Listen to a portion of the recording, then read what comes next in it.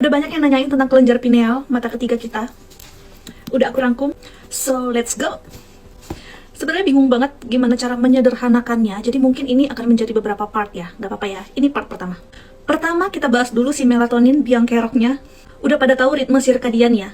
Siang hari diproduksi serotonin, sedangkan malam hari diproduksi melatonin. Ini terjadi karena reaksi mata kita terhadap sinar matahari dan frekuensi cahaya yang tampak.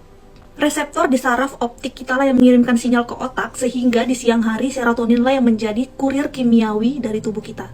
Sedangkan di malam hari atau gelap, melatonin lah yang menjadi kurir kimiawi dari tubuh kita.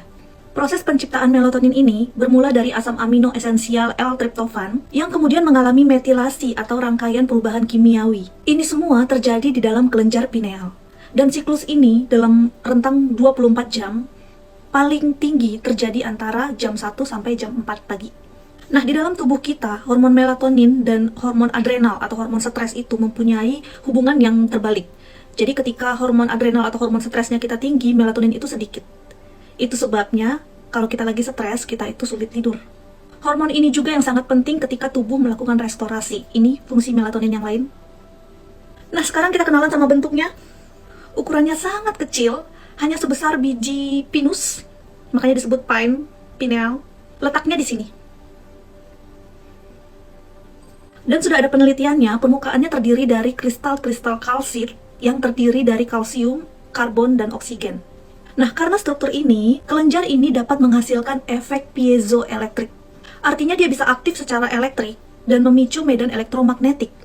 Percis seperti antena sehingga ada gelombang informasi berdenyut yang bisa dipancarkan ke medan terpadu dan juga bisa menerima informasi dari medan terpadu.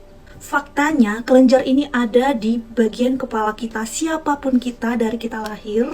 Dan untuk mengaktifkannya, kita butuh untuk melakukan tekanan mekanis pada kristal-kristalnya tadi.